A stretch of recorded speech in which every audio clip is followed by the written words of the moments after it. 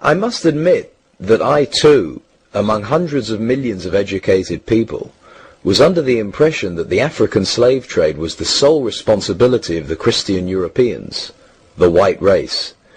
That is, until I started exploring the subject in greater depth, and especially after reading an incredibly enlightening book called The Legacy of Arab Islam in Africa by John Alambila Azuma.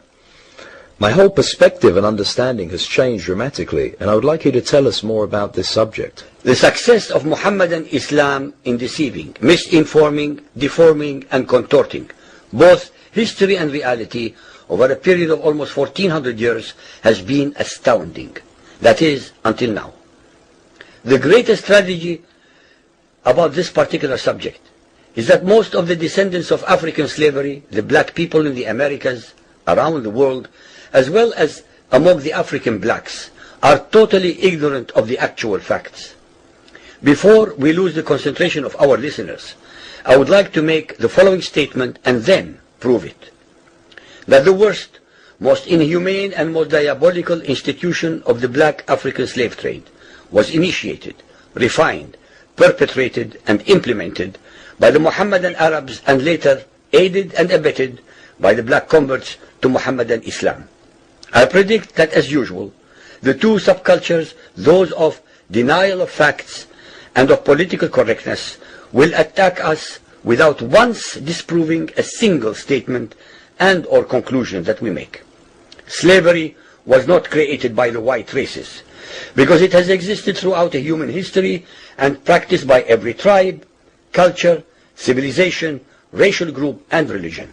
In fact, the very word slavery has its root in the name Slav, based upon the Slavic peoples of Europe who were subjugated by other Europeans. It is not common knowledge that the Arabic word abd is synonymous with the meaning of slave. For example, Abdullah means literally the slave of Allah, and that in the language of the Arabs, all black peoples are called abid, plural, for slaves. While much has been written concerning the transatlantic slave trade, surprisingly little attention has been paid to the Islamic slave trade across the Sahara, the Red Sea and the Indian Ocean. While the European involvement in the African transatlantic slave trade to the Americas lasted for just over 3 centuries, the Arab involvement in the African slave trade has lasted 14 centuries, and in some parts of the Mohammedan world is still continuing to this day.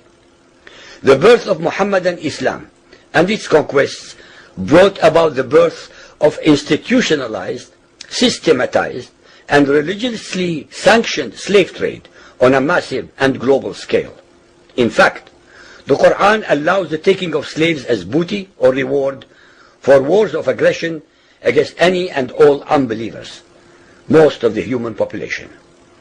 This has led to an enormous number of so-called holy wars, jihad in Arabic.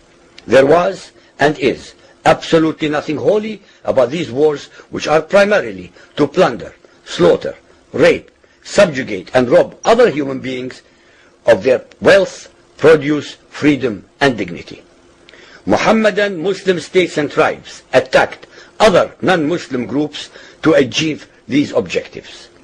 Although Islamic jurisprudence laid down regulations for the treatment of slaves, however, incredible and heinous abuses have occurred throughout the history of Mohammedan Islam.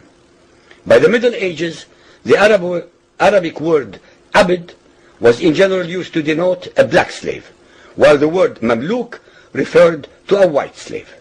Ibn Khaldun, 1332 to 1406, the preeminent Islamic medieval historian and social thinker, wrote, "The Negro nations are as a rule submissive to slavery, because they have attributes that are quite similar to dumb animals." It should also be noted that black slaves were castrated based on the assumption that the blacks had an ungovernable sexual appetite. When the Fatimid Caliphate came to power in Egypt, they slaughtered all the tens of thousands of black military slaves and raised an entirely new slave army. Some of these slaves were conscripted into the army at age 10. From Persia to Egypt to Morocco, slave armies from 30,000 to up to 250,000 became commonplace. The Islamic slave trade took place across the Sahara Desert, from the coast of the Red Sea, and from East Africa across the Indian Ocean. The Trans-Sahara trade was conducted along 6 major slave routes. Just in the 19th century, for which we have more accurate records, 1.2 million slaves were brought across the Sahara into the Middle East, as well as a further 450,000 down the Red Sea and 442,000 from the East African coastal ports. That is a total of 2 million black slaves just in the 1800s. At least 8 million more were calculated to have died before reaching the Muslim slave markets. A comparison of the Islamic slave trade to the American slave trade reveals some extremely interesting contrasts. While 2 out of every 3 slaves shipped across the Atlantic were men, the proportions were reversed in the Islamic slave trade.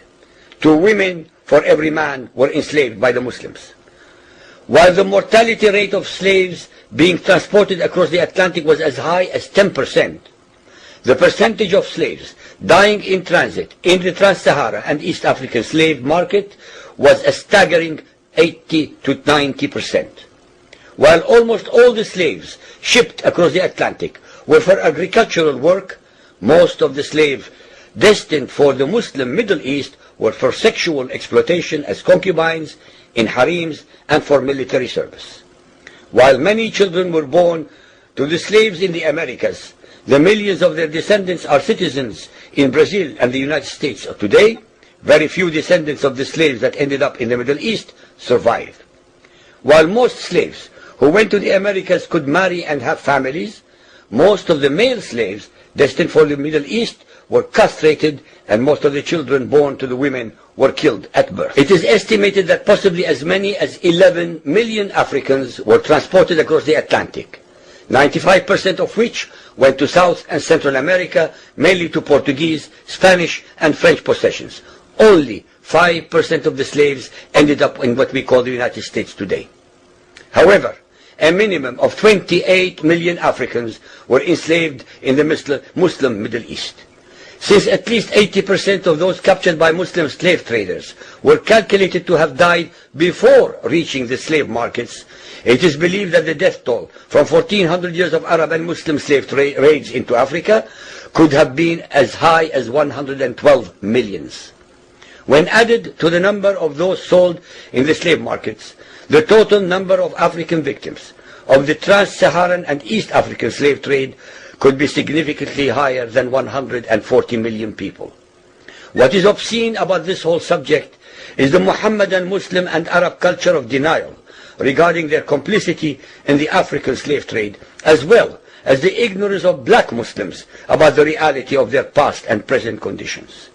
The statistics and reports above are based upon the logbooks kept at the African slave ports, ship logs, travelers' reports, eyewitness accounts, etc.